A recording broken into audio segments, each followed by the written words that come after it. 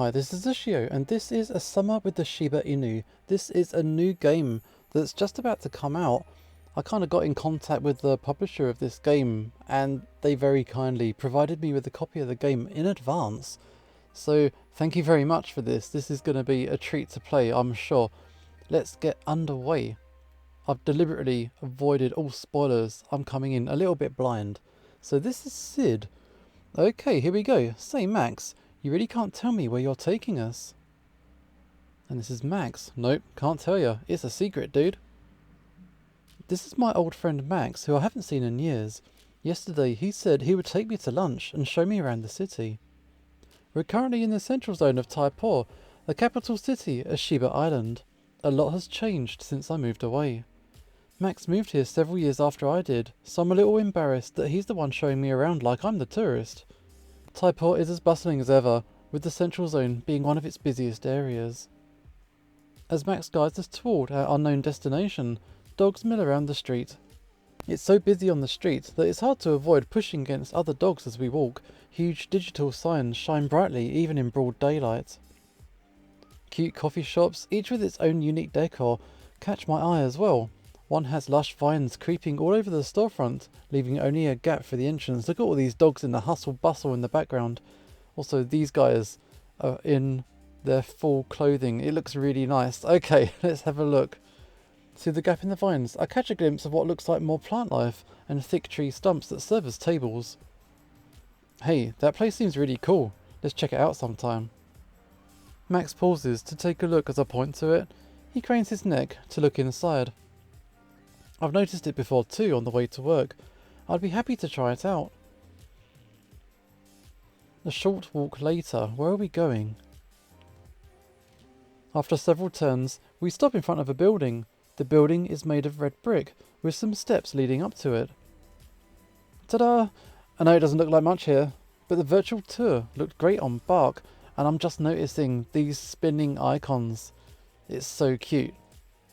Max approaches the door, but it doesn't open. He starts, catching himself before he runs face first into the door. He nudges the door with his shoulder. It doesn't budge. The door's broken? No idea, dude. It seems like an eclectic place. That's the reason I chose it. Maybe there's some secret password that we need to enter? I mean, can you look it up? I'm already on it, dude. Max calls up his wrist phone menu, making some gestures in the air. We need to figure this out. Some reviews allude to something interesting that we need to do to enter, but it doesn't say outright what it is. Okay, so what's this place called? It's just one letter, the letter Q. Maybe it's closed today? I checked it, shouldn't be. And if they couldn't update their real-time schedule for some reason, that'd be really weird. Wait, what's that? Isn't that a doorknob? What's this? A doorknob. You mean, wait, I remember something about this. Oh come on, it hasn't been that long. Why do I feel old because of the fact I've seen the doorknob before? I sit down before the protruding sphere and grip it with both of my paws. I'm able to turn it without losing my balance. Good job. The door swings inward to reveal a staircase. Good thing knobs were phased out though. Whoever invented these things clearly did not understand the anatomy of dogs. It's precisely why many houses use them for rooms that puppies aren't allowed into. My parents used it for the pantry. I remember trying to bite the knob to get the promised land of treats, but ended up with only a particularly sore jaw instead. Oh, look at this dog's face. He's on a downer thinking about it. It's so cute. Well, there we go. Oh, I haven't seen these things since the arena days. Our eyes meet, and he looks away. Anyway, we're here. The stairs lead into an area with wooden floor paneling. There are rooms that have raised base, separated from the main area with sliding panels. The panels have some membrane-like material that is thin enough to let light through, but thick enough that we can't see into the other rooms. A dog comes up to us in red traditional dress. It's fashioned with several layers, and a large golden button holding it neatly over the dog's shoulder. Welcome, welcome. Hiya. I called earlier, made a reservation. He talks to the server, and we're led to one of the rooms. I hoist myself up on the ledge and make myself comfortable on one of the cushions around a low wooden table at the centre of the room. The server gives us menus and leaves after a courteous bow. Take your time. I'm guessing you haven't had food like this since you left. Oh yeah. Wow, I'd forgotten all about these. Order anything you want. It's my treat. There's a lot of options. I flip through the tea menu. This place serves them with ancient methods, with multi-part clay apparatus that I never remembered the names of. It invokes the image of my parents pouring boiling water, steam shrouding their concentrated faces. There's a lot of rules about how long to steep the tea, and the order of pouring water in and out. I never really paid attention to that when I was a pup though, and after my parents' generation, it seemed like a lost art. If this place shows us the tea steeping process, I definitely won't let a second chance to learn about it pass by. Isn't it interesting that they still use these books as menus? I remember they were pretty much phased out along with doorknobs. Yeah, that's one of the things. Well, this place is known online for the retro atmosphere, which is why they only take phone reservations. No usual order screens either. It's really interesting how fast things have changed on the island.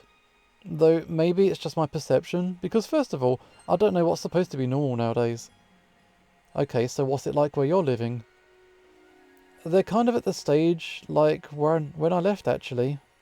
You saw my phone, they have similar levels of technology and kinda. Okay, though obviously my Shiba Island phone doesn't work there, but I kept it in good condition just in case I come back, you know? Yeah, you have a lot to see here then. Next time, I'll take you out to a regular restaurant and you'll get to see how fast everything is. The server returns and we order some oolong tea to share. These puns. Alright, cool. I order some egg crepe rolls with ham and corn, and Max gets the century egg and pork cognac. As we wait, I ask Max about some technological changes. He shows me how to set up custom gestures on my new Rest phone, and I still treat it with caution. I call it a habit, but I'm hesitant to be gesturing in the air on such a large holographic interface. It serves my purposes just to use the old touch screens on a small phone. The hologram, it kinda seems like overkill. Not to mention, the companies that make these phones must be tracking so much information. They know what we read, who we call, where we are, what we buy. Somewhere, some team of data Shibas are making predictive models and segmentation analysis on this data. Oh, sorry, I spaced out. Were you saying something? Oh yeah, are you getting confused by all the new tech? Maybe a little bit, yeah. Don't worry about it. It's a lot of information to take in. Here, try sending something to me like this. Here we go. What is this? A bulk talk test. Okay. Come on, you couldn't have texted something else. Pretend it's an actual conversation. You're in the same room though. Oh, crying. Hey, let's take a selfie. No. As Max shows me how to install new software and customize my interface, we hear the server slowly slide open the screen door, giving us enough time to swipe away our hologram phone screens. 2 servers enter this time, carrying a tea making set. The set consisted of a large hollow bottom panel, with holes to let out steam from hot water. They begin the process of lining up various teacups on top of the panel stand. The dogs carefully place tea leaves in the pot. They aren't using any measuring instruments, but the practiced way they gather and sprinkle the leaves shows impressive muscle memory. With one fluid motion, they pour steaming water into each of the cups. As the tea is steeping, our food arrives. I take a moment to simply look fondly at the egg crepe rolls. The way steam rises from under the soft crepe skin, the smell of ham misting out toward me. It really has been so long, dude. It's so weird that I used to eat this almost every day, and now it's been years.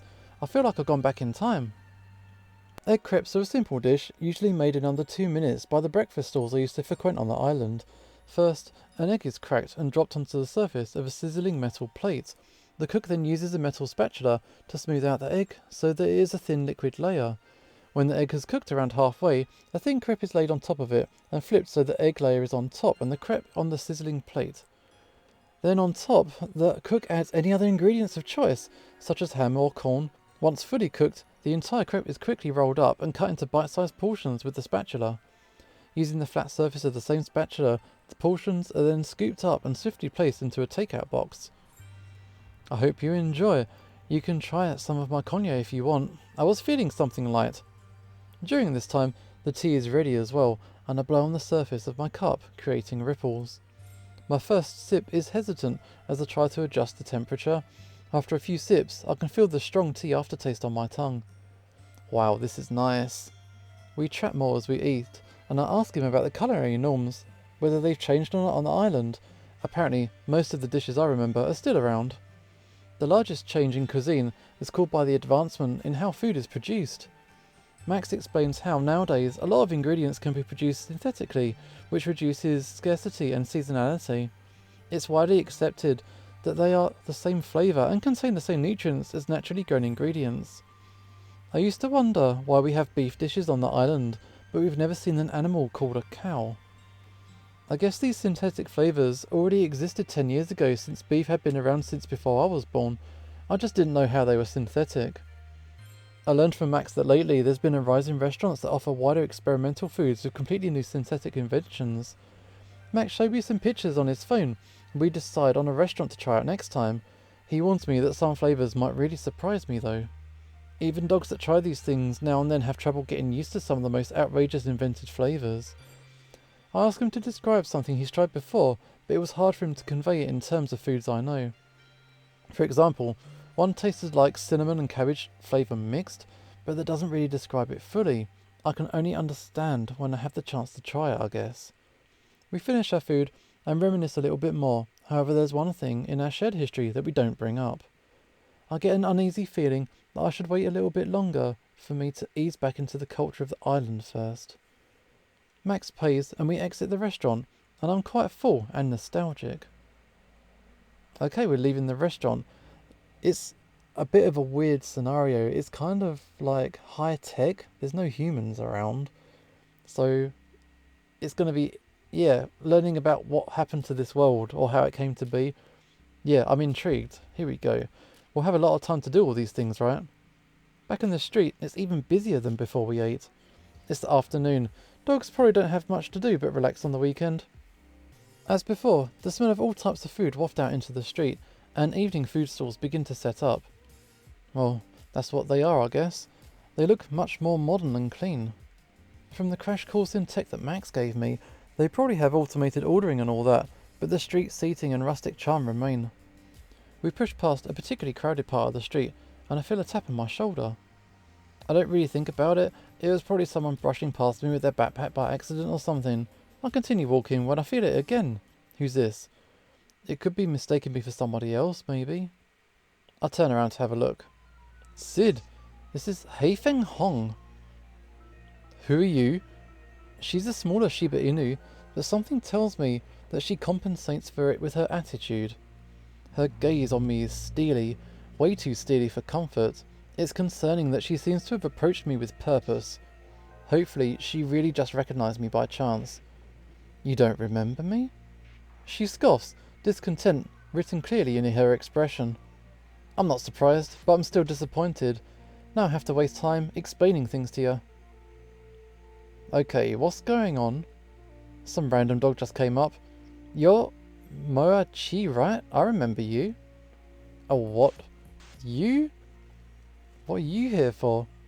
My business is with Sid, of course, not with you, but it's very interesting to know that you two are in touch. She jerks her head to the side. Let's go somewhere more secluded, shall we? I don't move. Well, if it's something important, why don't you message me? I'll give you my contact info. I'll convince you quickly. In short, anyone can now challenge you to an arena, but I don't think many dogs know what you look like now, only a powerful. If you don't come with me right now, I'll post your information online. I already filmed a video of you, so everyone's gonna know what you look and sound like. That's impossible. Max is extremely not happy with this. Sid, ignore her. Let's go. How do I respond? Okay. So we know that Max and Sid are friends, right?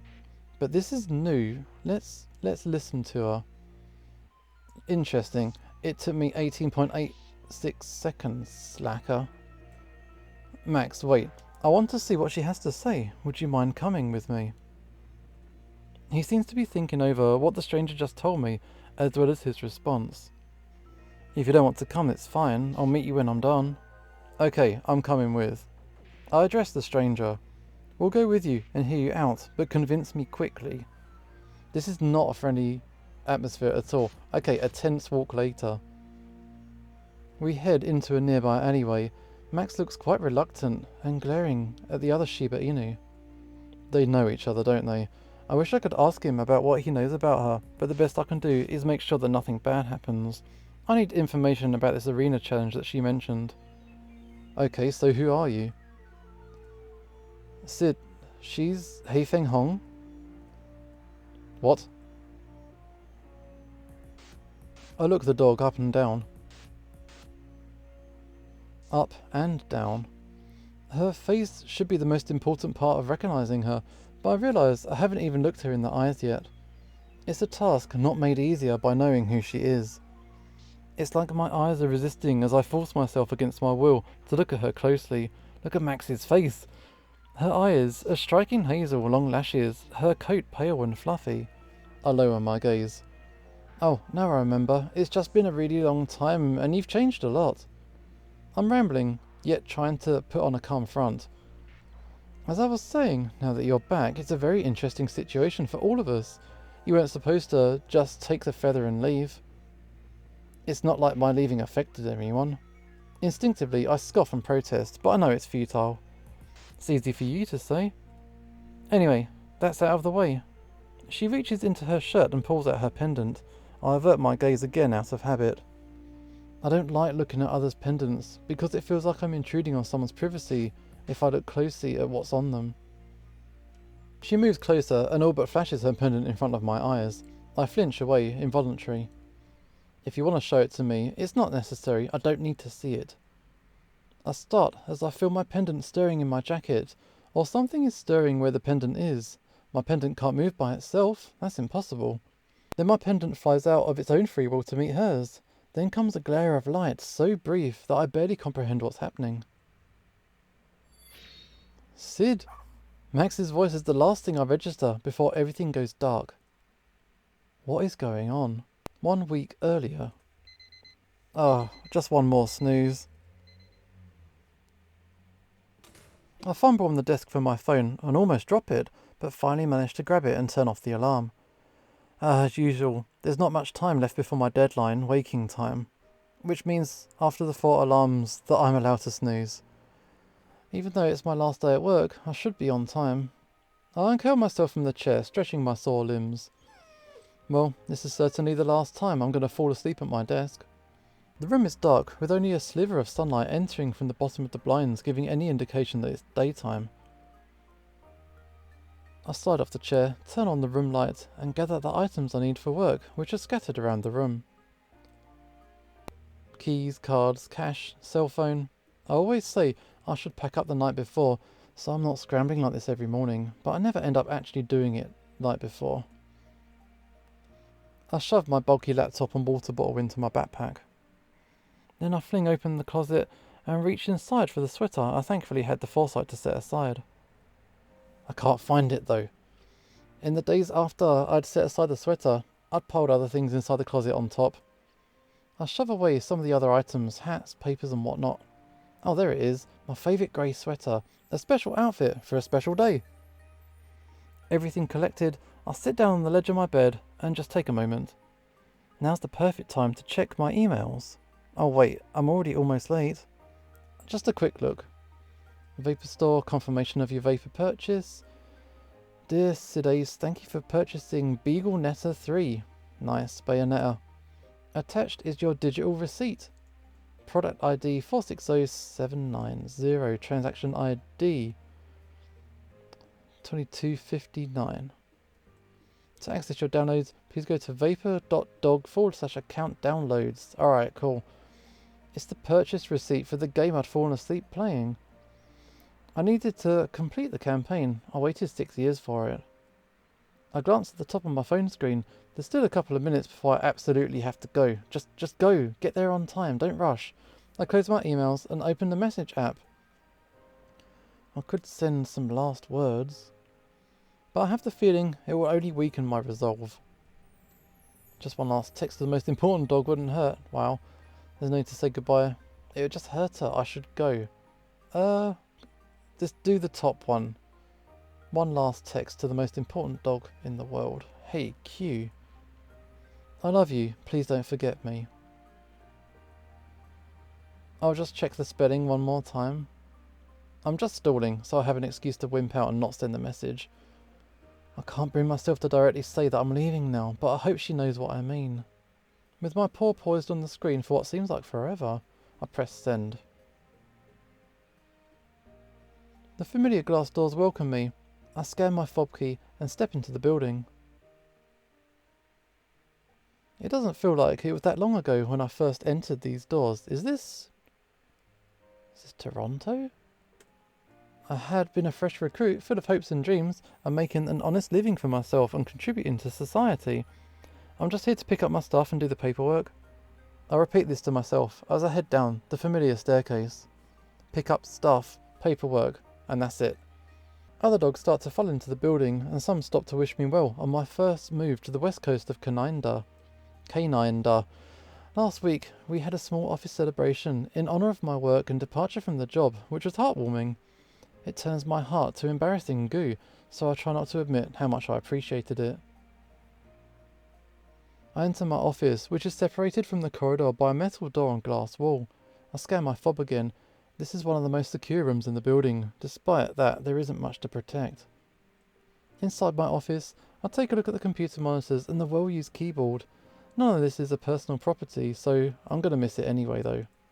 Funnily enough, my office desk basically looks like my room at home. I feel guiltier about leaving now that I'm here, like I'm throwing away all that I've built, all of this. Surprising as it might be to the general populace, this research facility is responsible for a big portion of the technological innovation in Canada. In fact, the phone that I'm using right now and the associated software was popularised by prototypes created in this very facility. I double check the desk drawers again and fill out a form to submit to the Labrador Resources Department.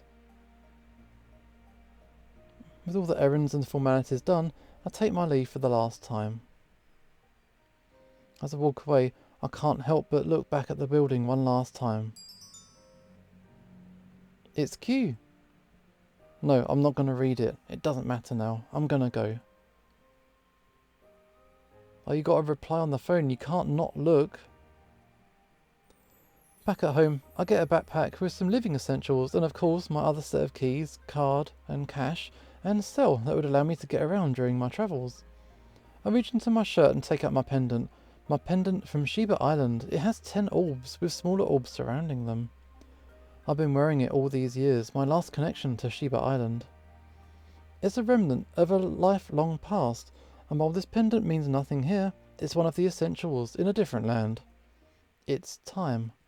I snap open a compartment in the back of the pendant. A once fluid movement, the clasp feels unfamiliar to me now.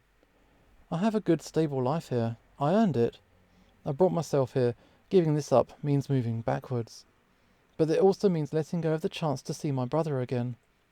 As long as time moves forwards, I will move forward too, no matter where I go. Inside the pendant compartment is a small feather, already glowing now that I've removed its bindings. The feather of truth, whose holder can alter reality. I make a wish. I wish to go back. Okay. This is really weird. Okay, so what happened? It feels as if I just stepped into a sauna. Within seconds, my coat feels heavy with condensation, as if someone just threw a wet blanket on me. So, here I am. I haven't moved one muscle since I made my wish to the feather, but these sounds contrasted with the quietness of my room give me no doubt that my wish was indeed granted. In addition, these yelps and commotion really alert me to my situation. Shiba Inu scatter in front of me, yapping as if they saw a ghost. Was it that obvious that I appeared out of thin air? This isn't good. I can't believe I'm drawing attention to myself already. In what seems to be an open-air night market, I scan my surroundings, trying to spot a gap or opportunity to make an exit. These barks are different, deep and booming, a stark contrast to the high-pitched yaps of the crowd. I look behind me, and it becomes evident why the dogs are scattering, or maybe it's just wishful thinking that I'm not the cause. A Labrador Retriever is bounding around, the Shiba Inus dwarfed by it in comparison. The crowd is herded toward the opposite direction. I sneak around to the side and duck behind a food kiosk. Thanks to the Labrador, this area seems to be deserted. Now that I'm undercover, I'll sneak my way toward what I hope is an exit. After some trial and error through the web of kiosks and seating areas, I emerge onto the main road outside the market. Okay, so twists and turns abound. There is a lot going on here. We've got obviously the dogs. It's very high tech, almost cyber, the stuff that's going on. No humans around, which, yeah, haven't even alluded to it. And there's all kinds of, is like a magic feather or some stuff going on. There's a lot going on, and I'm quite intrigued to see where this story is going to take us. So yeah, hopefully I'll see you in the next video. This is Usho signing off, and hopefully I'll see you next time.